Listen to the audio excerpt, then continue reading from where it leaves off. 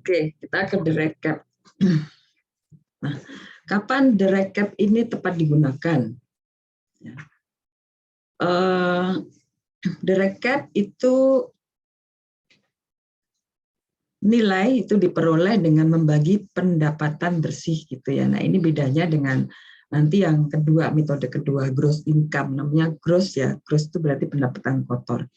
Itu yang kedua. Nah, sementara yang pertama ini direct capitalization itu kita menggunakan pendapatan bersih. Jadi nanti kita memperoleh nilai dengan membagi pendapatan bersih ya yang mencerminkan pendapatan tahunan di masa yang akan datang dengan tingkat kapitalisasi.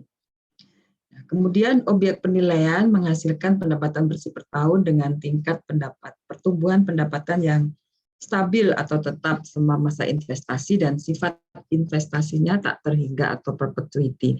Ya, kemarin saya sampaikan kalau kita menggunakan premis going concern gitu ya untuk menilai suatu properti, kemudian properti tersebut telah mengalami ya, telah ada pada level tingkat pendapatannya tetap atau stabil. Ya. Stabil atau tetap itu dalam artian dia bisa mengalami pertumbuhan atau tidak mengalami pertumbuhan, tapi sama gitu ya. Kalau nggak mengalami pertumbuhan kan berarti pertumbuhannya 0, ya. 0 terus gitu ya. Atau sama ya, 5% terus gitu. Nah, itu berarti sudah mengalami tingkat pertumbuhan yang stabil atau tetap. Dan investasinya tak terhingga atau perpetuity sehingga kita bisa menerapkan persamaan V sama dengan I per R. Ya, nah ini juga nanti akan memperjelas gitu ya, akan memperjelas perbedaan antara tingkat kapitalisasi dengan tingkat diskon atau diskon rate. Ya, kalau kita menggunakan direct cap berarti R-nya ya, ini adalah tingkat kapitalisasi. Ya, karena kita mengkonversi 1 tahun pendapatan kemudian langsung menjadi nilai ya dengan membaginya dengan 1 rate gitu ya. Nah, rate-nya ini adalah tingkat kapitalisasi. Ya. Kemudian ini tata caranya ya. Kita analisis dulu ya pendapatan dan pengeluaran sehingga kita bisa memperoleh pendapatan bersih. Ya, jadi kalau di the recap, ingat ya di the recap itu pendapatan yang digunakan untuk dikonversi menjadi nilai adalah pendapatan bersih. Ya. Nah, sama dengan kemarin di dasar itu ya, sebelum kita masuk ke metode-metode ini, perlu juga dilakukan normalisasi ya untuk menghilangkan atau menstabilkan atau menormalkan pendapatan-pendapatan yang sifatnya non-recurring atau unusual. Ya. Nah, setelah itu baru kita bisa menghitung ya net operating income, kemudian kita juga perlu menentukan tingkat kapitalisasi atau cap rate, ya, dan baru setelah itu kita bisa menentukan nilai properti dengan membagi NOI dengan tingkat kapitalisasi. Nah, ini perbedaan tingkat kapitalisasi dan tingkat diskon ya. Saya rasa kalian sudah paham ya. Kemarin juga kalian sudah menjawab ya apa bedanya ya. Tidak perlu saya jelaskan lagi. Nah, ini masih ada coret-coretan.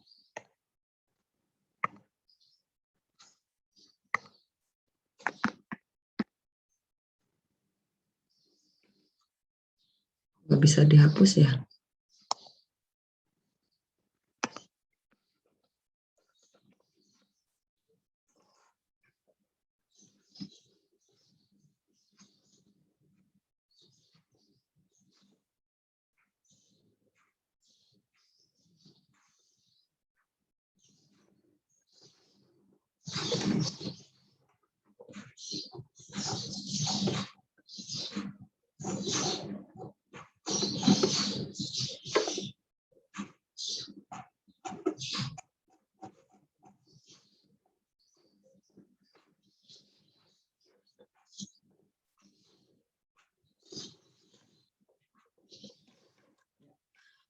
Nah, di slide ini disebutkan bahwa tingkat kapitalisasi itu ada 2 gitu ya, yaitu tingkat kapitalisasi sekarang Ya, pada saat kita menggunakan metode kapitalisasi langsung, maksudnya saat ini, saat penilaian gitu ya, saat penilaian atau tingkat kapitalisasi terminal digunakan pada metode discounted cash flow atau diskonto arus kas.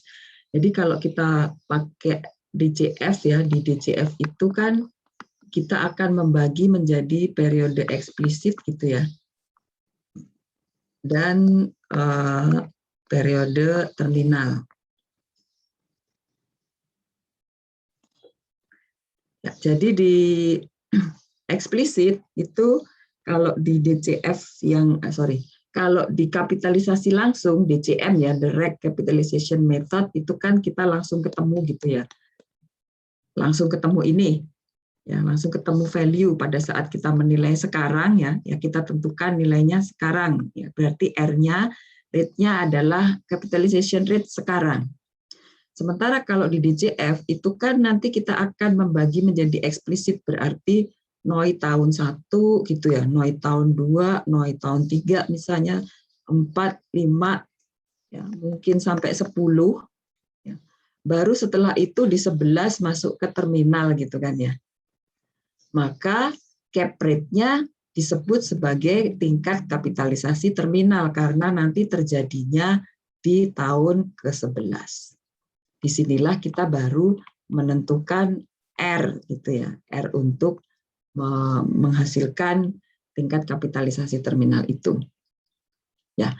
Nah, apakah tingkat kapitalisasi di sekarang ya, R yang ini misalnya kita pakai direct cap kan R-nya R sekarang dengan R di sini beda. Bisa aja beda. Bisa saja berbeda. Ya, kalau kita memang bisa menentukan R ya, R beberapa tahun yang mendatang gitu ya. Ada informasi gitu ya yang kita bisa gunakan untuk menentukan R di 10 tahun mendatang ya, atau 6 tahun mendatang ya. Di masa depan itu mungkin saja berbeda. Ya, karena dari historis misalnya ya, dari historis itu misalnya kita bisa mengamati ya kalau berapa sudah berbeda, sudah berlangsung berapa tahun itu kemudian misalnya R-nya berubah. Jadi bisa aja berbeda antara R di saat sekarang dan R di periode terminal. Ya, ini yang dimaksud di slide ini. Nah, kemudian teknik penentuan cap rate. Nah, ini sebetulnya hampir sama gitu ya dengan teknik penentuan discount rate. Tapi karena di discount rate itu kita bisa mengalokasikan berbagai macam biaya dan pendapatan ke masing-masing tahun gitu ya. Tadi kan di sini ini kan kita belajar tahun 1, tahun 2, berarti semua pendapatan dan biaya itu bisa kita alokasikan ke tahun-tahun ini. Sementara kalau kita pakai direct cap itu tidak mungkin karena kita hanya menggunakan 1 tahun pendapatan gitu ya. Berarti semuanya harus tercermin di 1 tahun pendapatan ini dan 1 tahun rate ini. Ya, makanya ada sedikit perbedaan gitu antara ketika kita menghitung discount rate dengan capitalization rate walaupun agak sama gitu ya.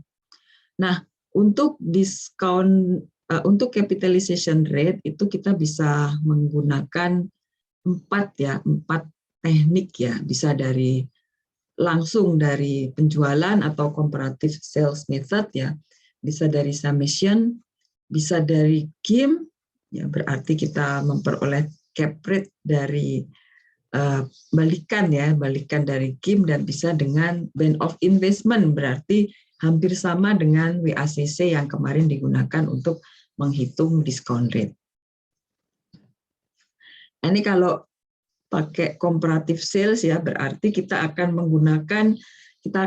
mencari data harga jual, kemudian kita cari data net income ya, dan bisa kita langsung peroleh tingkat kapitalisasi dengan membagi net income dibagi harga jual. Ini kan sebetulnya kebalikan dari ini ya, kebalikan dari lagi-lagi persamaan ini V sama dengan I per R itu.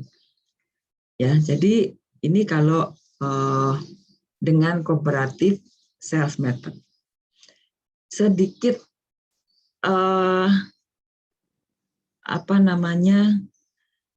mungkin terlihat hampir sama gitu ya nanti dengan GIM ya. Cuma bedanya ini, ingat di sini net income ya. Net income. Kalau di GIM gross income. Ya.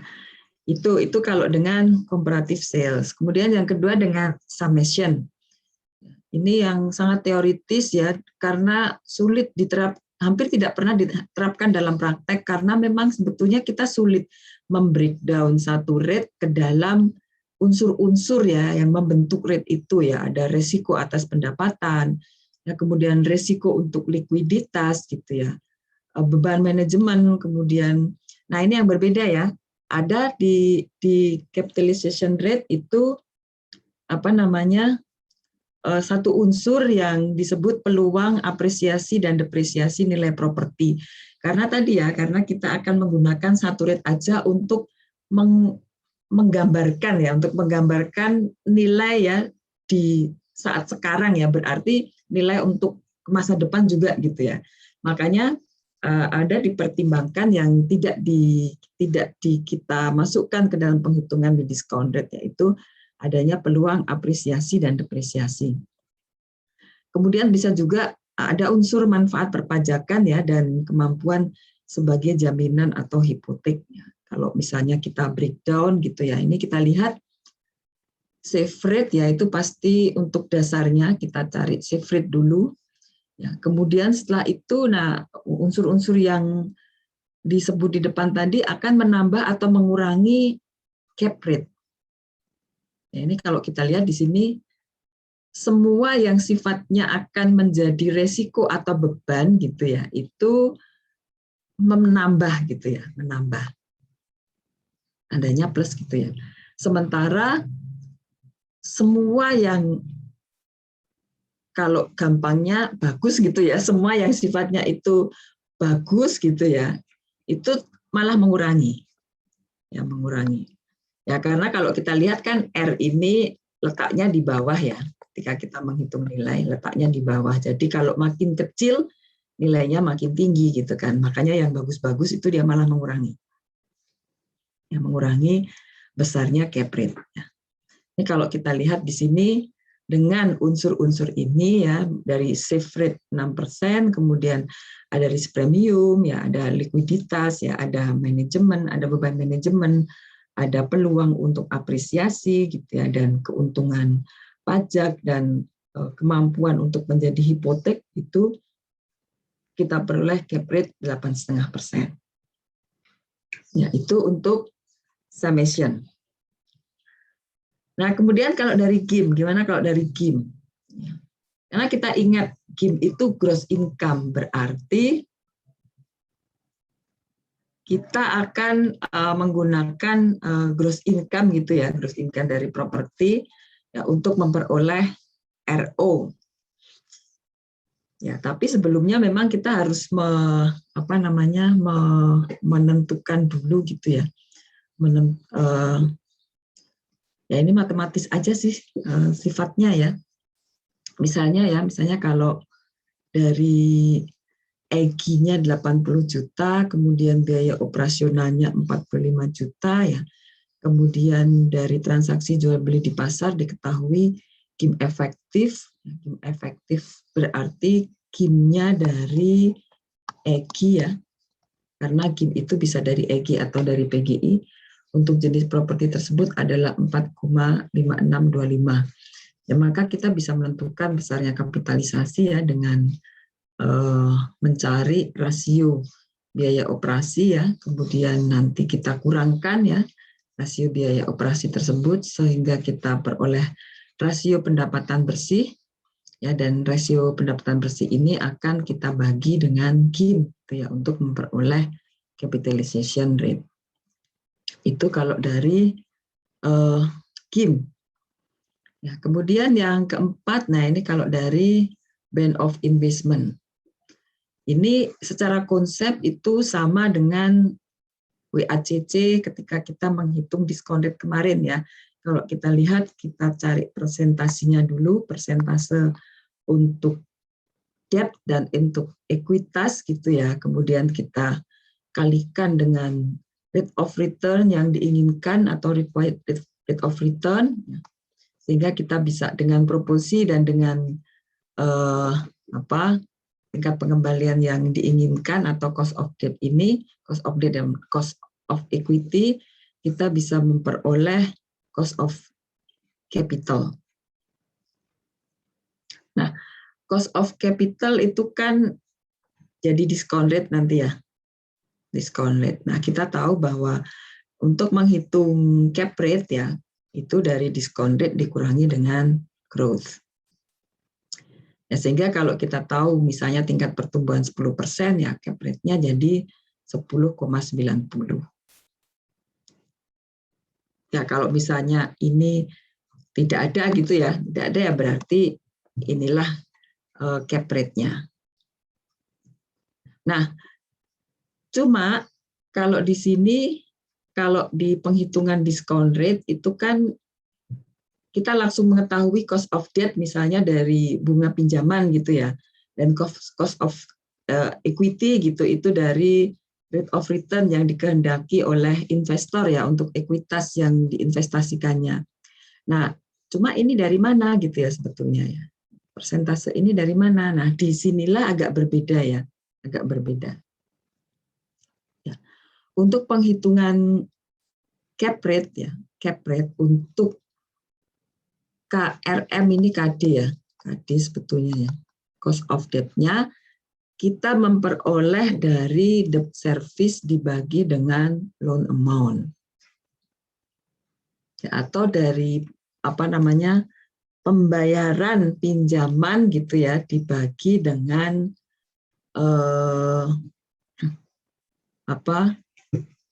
jumlah pinjamannya. Nah, kemudian karena cap rate ini kan mencerminkan satu rate, tapi mencerminkan sekarang sampai dengan masa nanti yang mungkin tak terhingga gitu ya. Tak terhingga. Ya, makanya ketika kita menghitung RM atau KD itu ada rumus gitu ya, ada rumus yang melibatkan waktu. Ya, jadi maksudnya debt service-nya berapa yang dibayar gitu ya, servisnya berapa, kemudian nanti dibagi dengan loan amount ya, yang melihat berapa periode amortisasi atau berapa lamanya waktu pinjaman tersebut berlangsung. Jadi rumusnya seperti ini ya, mungkin agak rumit gitu ya, agak lebih rumit di sini. Jadi dari I ya, I itu untuk bunga ya, bunga pinjamannya yang sama dengan I yang digunakan di sini adalah sama dengan KD ya di penghitungan discount rate ya. Tapi kita bagi dengan M ya, frekuensi payments per year. Jadi pinjaman itu kan ada yang dibayar per bulan ya, ada yang per tahun. Mungkin kalau sekarang pinjol itu malah hitungannya per hari gitu ya, per hari. Ya, jadi itu kita masukkan ke sini, kemudian nanti dibagi dengan loan amount-nya ya, 1 dikurangi ya rumus inilah ya. Ini. Jadi N ya, kalau tadi saya bilang ada penghitungan ya untuk lamanya waktu pinjaman, nah itu dicerminkan dengan M gitu ya di sini ya. Ya, kalau misalnya pembayarnya dalam bulan ya kita kalikan dengan jumlah bulan M ini ya. M. Jadi untuk penghitungan mortgage constant ya, ada yang istilahnya mortgage constant atau KD gitu ya kalau di discount rate itu dengan rumus ini. Nah, kemudian kalau untuk ekuitas ya, ekuitas itu bisa kita peroleh dari before tax cash flow ya. Berarti dari NOI dikurangi dengan interest payment dan principal payment ya. Dibagi dengan equity amount. Equity amount itu apa nih? Sebentar ya. Ada tamu.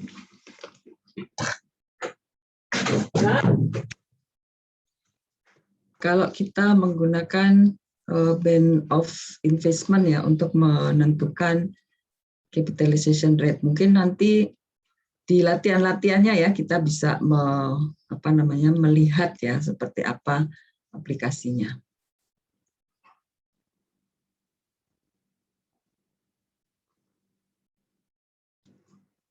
Ini misalnya setelah mensurvei data pasar dan interview dengan pelaku pasar ya, penilai menemukan bahwa before tax cash on cash returns atau equity dividend atau juga ini rate of return yang disyaratkan oleh pemilik ekuitas itu adalah 6%. Ya, dan typical loan terms-nya adalah sebagaimana di bawah. Ya.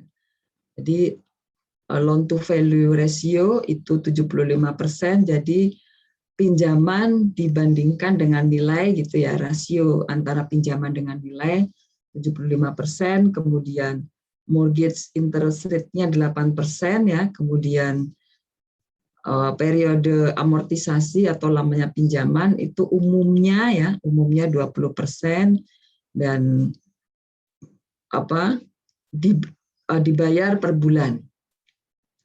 Ya, sehingga untuk menentukan besarnya capitalization rate ya, kita masukkan angka-angka tadi ke rumus yang tadi sudah kita pelajari ya, dan kita peroleh cap rate-nya adalah 9,03%. Itu untuk cap rate dengan band of investment. Nah, ini sedikit perbedaan ya antara discount rate dengan cap rate ya. Kalau cap rate itu secara matematis itu adalah dari discount rate dikurangi dengan growth. Ini kalau kita lihat misalnya dengan metode DCF yang berarti kita membagi ke dalam 2 periode, ini eksplisit ya, periode eksplisit, kemudian ini periode terminal. Ya. Ini sama-sama ini tingkat diskonnya 25%. Ya, jadi I-nya 25%. Ya, maka dengan I 25% kita ketahui faktor diskonnya adalah sebagaimana sini. Nah, nanti ini ya kalau kalian mengerjakan soal, tolong kalau yang sifatnya discount factor gitu ya, kemudian discount rate itu paling tidak 2 angka di belakang koma gitu ya, paling tidak 3 angka boleh, tapi jangan tidak ada komanya gitu ya, atau 1 angka aja karena itu bisa berbeda gitu ya, bisa berbeda. Jadi tolong paling tidak 2 angka di belakang koma. Ya. Kemudian kalau kita hitung diskon faktornya dari mana? Diskon faktor dari mana?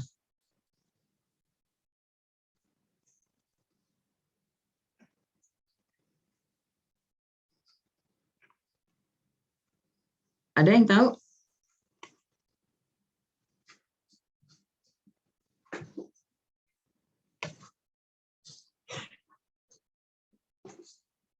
Halo?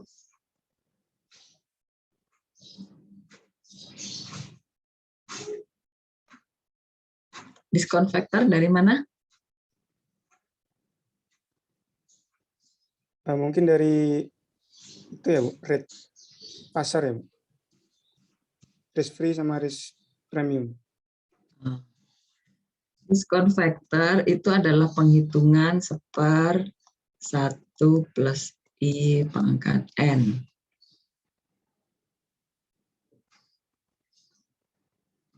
Ya, ini kan diskon faktor itu fungsinya untuk apa sih? Diskon faktor fungsinya untuk apa? Untuk mendiskontokan, untuk mempresent value-kan. Ya, untuk mempresent value-kan gitu ya. Untuk mempresent value-kan nilai atau pendapatan yang kita peroleh di masa depan ke sekarang ya, untuk mempresent value, karena kan rumusnya pakai ini. Seperti ini kan? Ya nggak? Ya Bu, benar Bu. Ya, jadi itulah yang dimaksud dengan faktor diskon atau diskon factor. Nanti kalau kalian menghitung discounted cash flow juga kita tidak akan kemudian langsung mengalihkan gitu ya dengan diskon rate-nya, kan tidak. Ya, diskon rate dulu diskon rate itu yang nanti akan kita gunakan untuk mendiskon gitu ya, untuk mendiskon. Nah, untuk mendiskon itu ya supaya lebih mudah dilihat gitu ya, mudah dipahami bahwa sampai dari tahun 1 sampai tahun ke depan itu kan nilainya makin kecil kan ya, makin ke sana ya, makin ke sana, angkanya makin gede ya, tahun 5, 6 dan seterusnya itu kan makin kecil nilainya kalau kita tarik ke nilai sekarang. Nah, untuk mencerminkan itu kita gunakan diskon factor ini. Ya kalau dari sini kan kelihatan, oh makin ke sana itu makin kecil angkanya. Nanti lama-lama ya dia akan mendekati 0. Ya mungkin di tahun ke-40 atau tahun keberapa itu mendekati 0 gitu ya, mendekati 0. Berarti udah nggak ada nilainya lagi gitu ya sekarang ya. Ya jadi itu diskon factor atau faktor diskon. Ya. Nah, kalau kita lihat ini di faktor diskon untuk tahun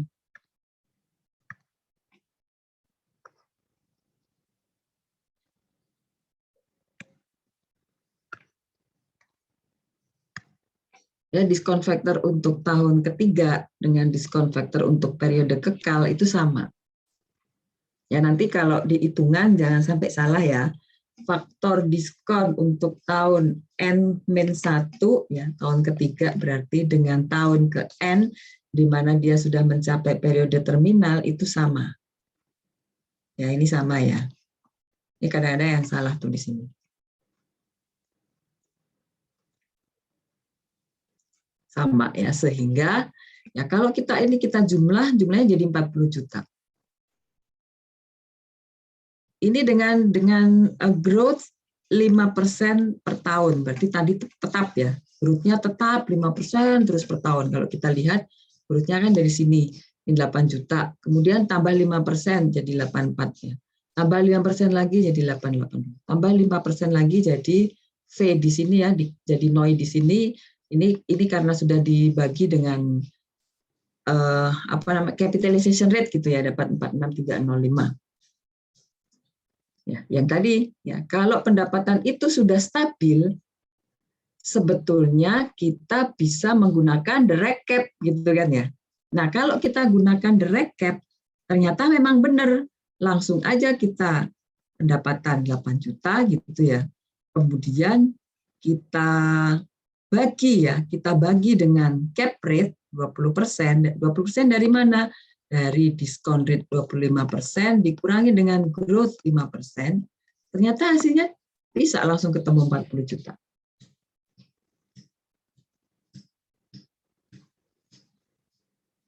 Ya, jadi ini kenapa bisa seperti itu? Karena pertumbuhannya sudah tetap, dia sudah stabil pendapatannya. Ya, sudah stabil pendapatannya, makanya kita bisa langsung, kalau dengan kondisi seperti itu, kita bisa langsung membagi NOI dengan cap rate. Ya, kita peroleh 40 juta, sama dengan yang ini ya, yang dengan TCF.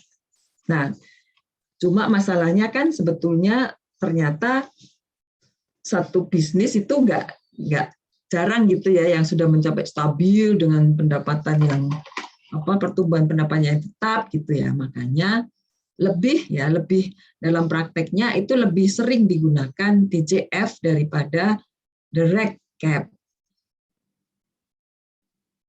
Ya, karena apa? Karena kalau usaha itu yaitu biasanya kalau kita punya usaha itu kan pengennya kita tumbuh gitu ya, tapi tumbuhnya juga tidak stagnan gitu kan. Sekarang tumbuh 2%, tahun depan ya kalau bisa tumbuh 5%, gitu. Tahun depannya lagi kalau bisa tumbuh 7%, gitu kan. Ya makanya kebanyakan ya pada prakteknya yang digunakan adalah DCF, bukan yang DCM. Walaupun tidak menutup kemungkinan nggak digunakan, kalau nggak digunakan kita nggak pelajari gitu ya. Ya bisa digunakan gitu ya. Kalau memang sudah stabil. Atau misalnya satu properti gitu ya, satu properti disewa gitu ya, disewa oleh satu tenant, seluruh properti nyewanya dan tenant itu menyewa untuk jangka panjang. Nah, itu bisa kita langsung pakai DCM gitu ya. Itu untuk perbedaan discount rate dan cap rate. Ada pertanyaan sampai di sini? Izin bertanya, Bu. Ya, silakan. Terkait yang tadi itu, Bu. Untuk cara penentuan save rate itu bagaimana ya, Bu?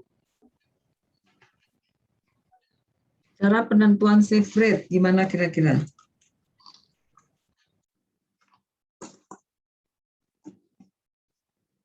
Ada yang punya pendapat? Save rate itu apa? Mungkin dilihat dari suku bunga negara, Bu. Suku bunga Obligasi negara. Obligasi negara. Save rate itu adalah rate gitu ya, rate yang mewakili investasi yang dianggap aman dan tidak ada resiko.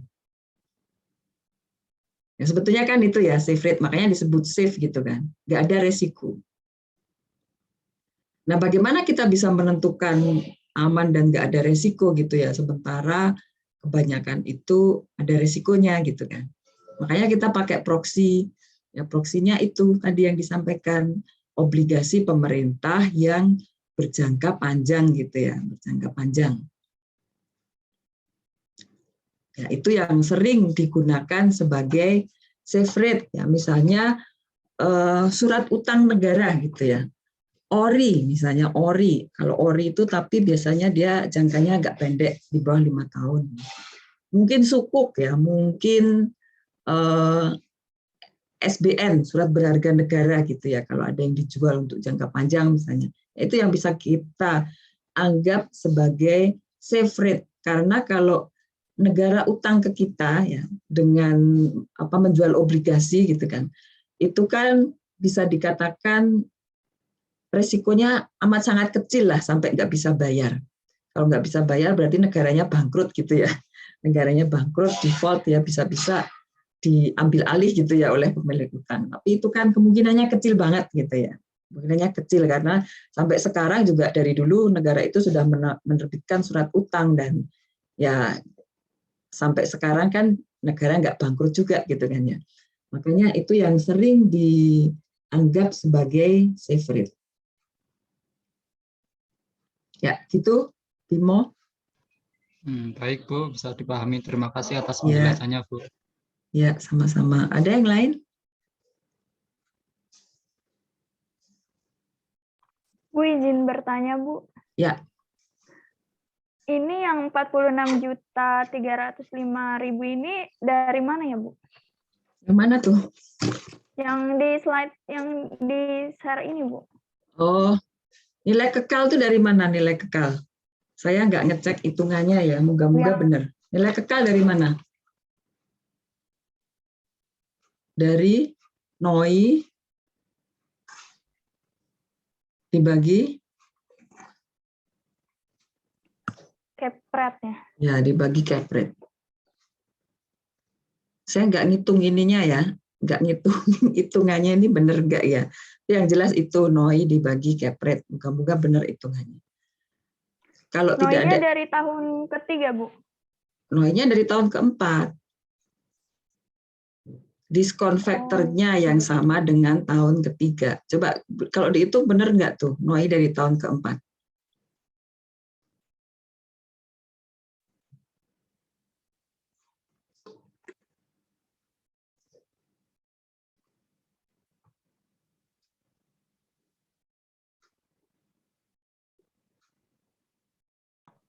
Oh iya Bu, benar Bu.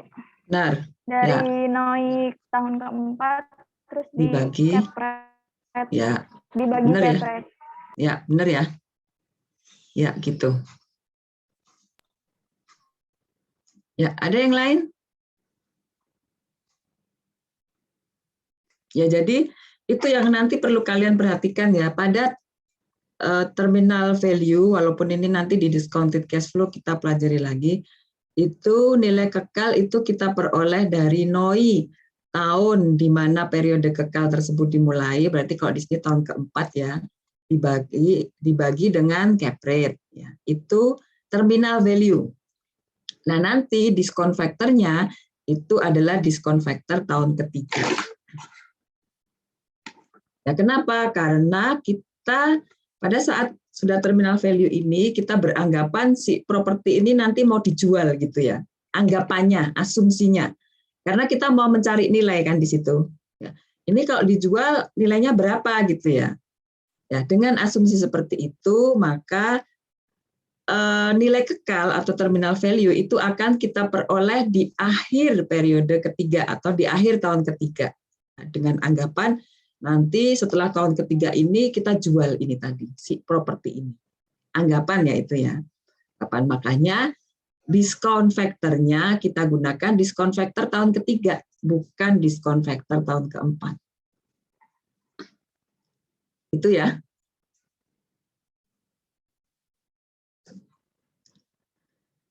Oke, kalau tidak ada kita ke selanjutnya yaitu gross income multiplier.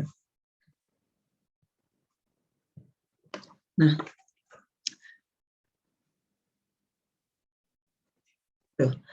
gross income multiplier ini sering disebut juga sebagai gross rent multiplier, cuma sebetulnya ada beda. Kalau gross rent multiplier ini untuk sewa bulanan ya, untuk sewa per bulan. Ya, biasanya untuk sewa per bulan. Kalau untuk sewa tahunan itu ya gross income tadi ya, gross income multiplier. Kemudian dasar pemikiran ini seorang pembeli tidak mau membayar properti lebih besar dari jumlah yang bisa diterimanya atau dari dia mengantisipasi gitu ya. Kalau properti, kalau saya bisa memperoleh pendapatan sekian, maka harusnya saya membeli properti tersebut dengan harga sekian. Ini dua prinsip ya yang diterapkan di sini, prinsip antisipasi dan prinsip substitusi gitu ya. Kemudian digunakan untuk properti atau rumah tinggal yang disewa kontrakkan. Memang ini biasanya GIM ini karena kesederhanaannya ya, itu sering digunakan untuk rumah tinggal yang disewakan. Nah, kita dapat GIM-nya itu dari rumah tinggal yang disewakan. Walaupun nanti GIM tersebut bisa kita aplikasikan gitu ya untuk properti-properti atau rumah tinggal serupa yang lain. Kemudian pembayaran sewa ini merupakan pendapatan kotor ya, bisa berupa PGI atau EGI. Kalau ditanya yang mana Bu, apakah PGI atau EGI? Dua-duanya bisa digunakan asal konsisten gitu ya. Konsisten maksudnya kalau kita menentukan GIM properti pembanding berdasarkan PGI, maka untuk menggunakan GIM tersebut ya untuk properti lain kita juga harus menggunakan PGI. Kalau EGI ya EGI gitu ya. Tuh, kemudian data pembanding harga transaksi dan pendapatan kotornya tersedia. Dan pengalih pendapatan kotor itu adalah rasio ya. Jadi GIM itu adalah V dibagi dengan I. Harga jual dibagi pendapatan kotor atau gross income gitu ya. Gross income. Makanya namanya gross income multiplier. Ya, kalau yang direct tadi kita pakai net, ya, net income. Kalau di sini gross income. Ini langkah-langkahnya ya, mengumpulkan data nilai jual properti, kemudian mengumpulkan data pendapatan kotor potensial dari properti pembanding ya, kemudian membagi. Jadi sebetulnya GIM itu kalau kita baca di sini ya, kan mengumpulkan data nilai jual properti yang sebanding dan sejenis dengan objek penilaian. Jadi angka pengalinya itu sendiri kita peroleh dari properti yang sebanding dan sejenis. Jadi dari data pembanding. Makanya ada yang menyebutkan bahwa GIM itu lebih tepat masuk ke pendekatan data pasar gitu, bukan pendekatan pendapatan. Yang pertama karena memang untuk memperoleh GIM itu kita gunakan data dari properti pembanding.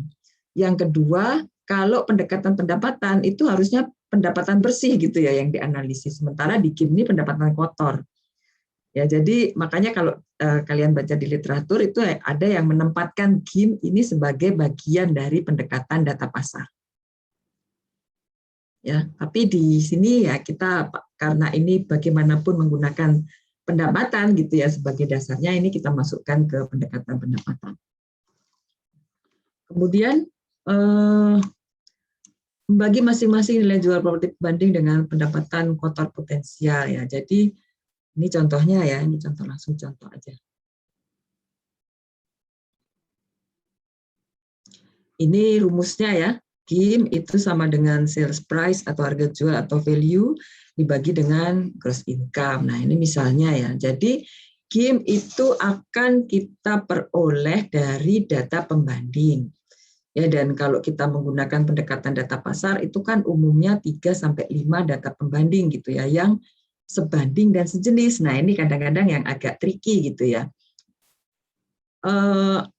Ketika kita menentukan multiplier, ya, multiplier jangan lupa bahwa data pembanding yang seharusnya kita gunakan itu adalah data pembanding yang sejenis dan sebanding.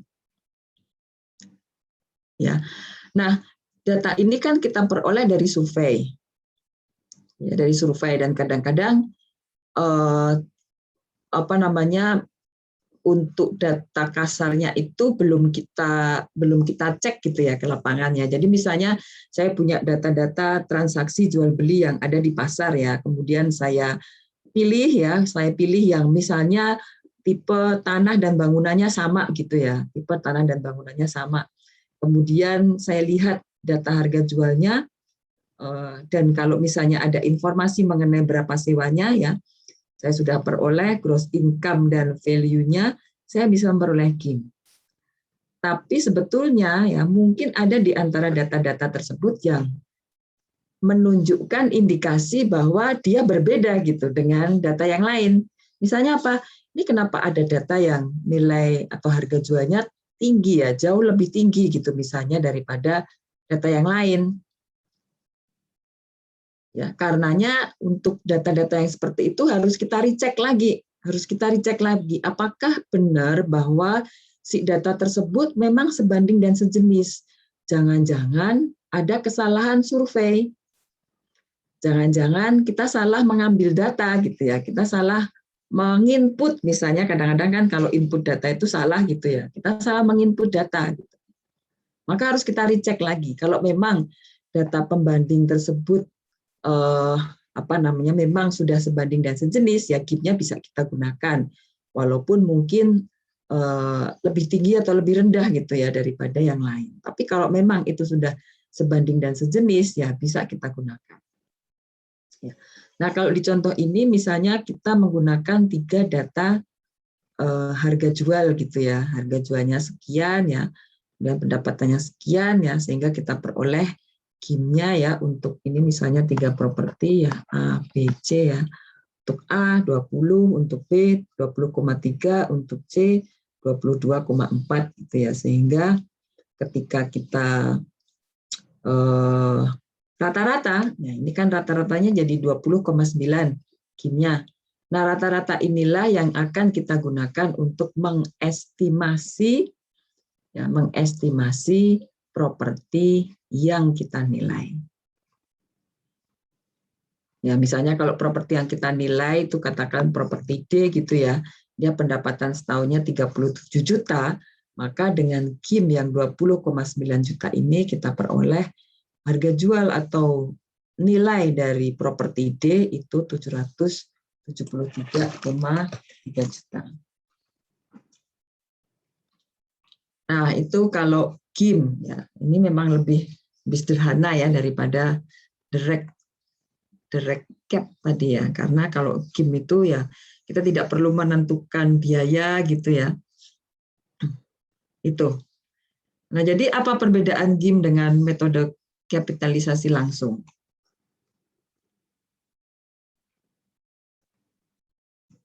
Apa perbedaannya?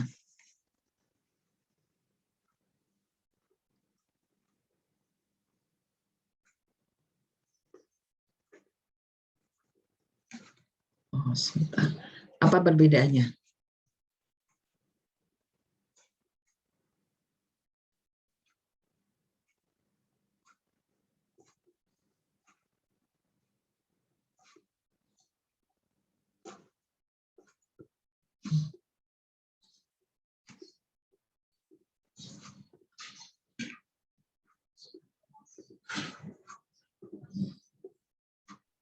Dari pendapatannya, Bu, yang dipakai. Oh, pendapatan ya. Kalau GIM? Kalau gym itu pakai pendapatan kotor, Bu. Mm-mm. Kalau direct cap pakai pendapatan bersih. Bersih. Oke, itu ya, itu perbedaan utama ya antara GIM dengan direct cap. Oke, sebentar, ini kayaknya ada yang terlewat nih.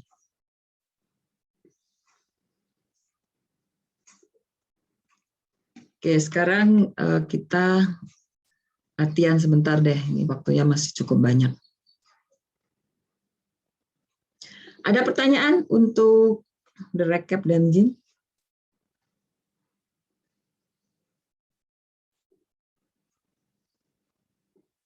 Nah, coba nih kalian kerjakan. Ada sedikit latihan.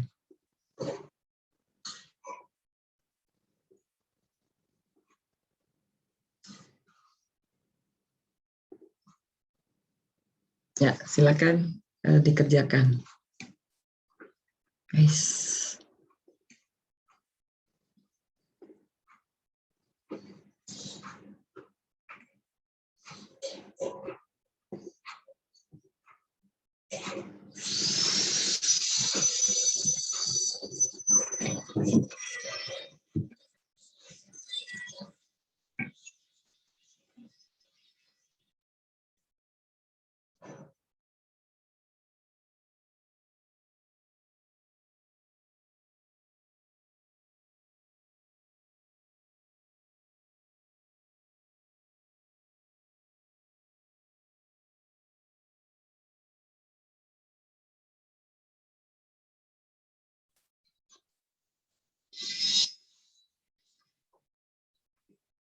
Berapa hasilnya?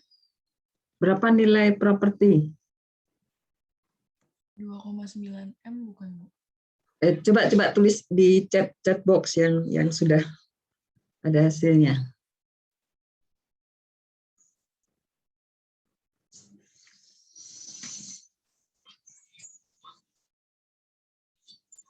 Dua 9. Oh, iya, iya. Yang lain?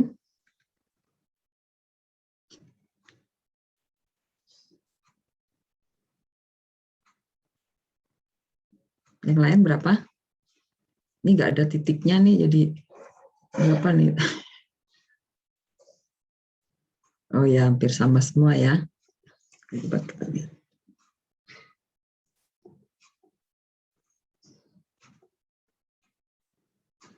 2990 ya, ini sudah dibulatkan ya, 2989 sekian ya, benar ya.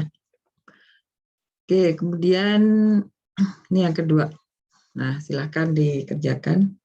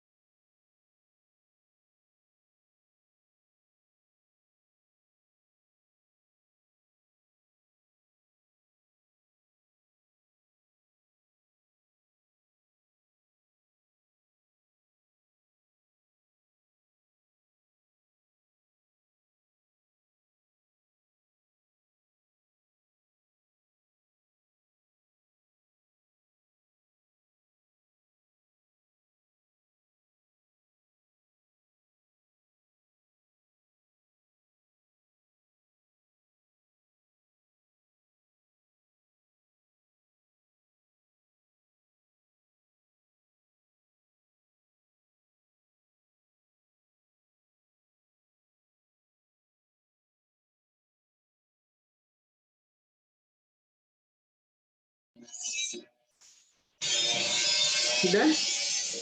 Berapa hasilnya? Silakan ditulis di chat box.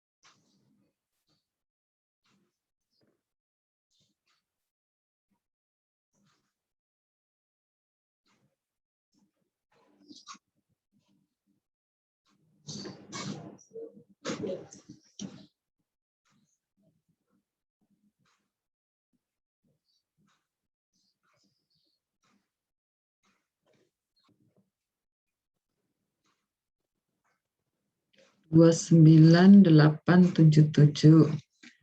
Yang lain?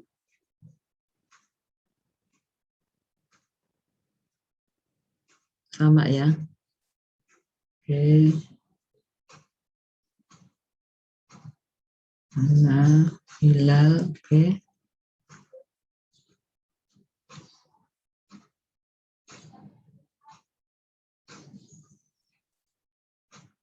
Oke, baik, kita lihat ya. Benar ya? 29.877 120. Nah, ini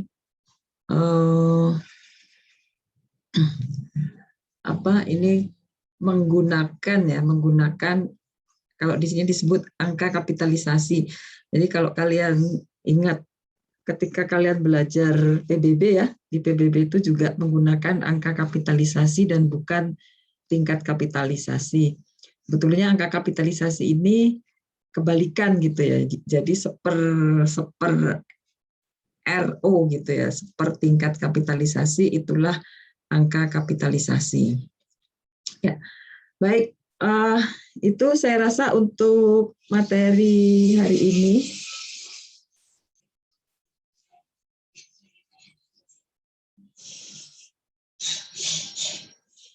Ada pertanyaan sebelum saya tutup?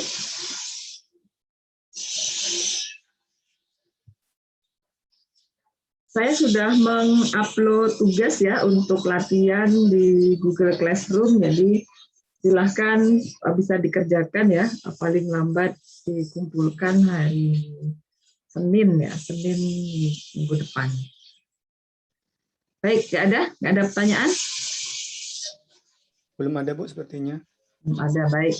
Baik, kalau tidak ada, saya rasa untuk pertemuan hari ini saya cukupkan sekian ya. Selamat mengerjakan latihan, selamat berakhir pekan ya. Moga-moga semuanya tetap dalam kondisi sehat dan bisa mengikuti perkuliahan dengan baik. Terima kasih. Wassalamualaikum warahmatullahi wabarakatuh.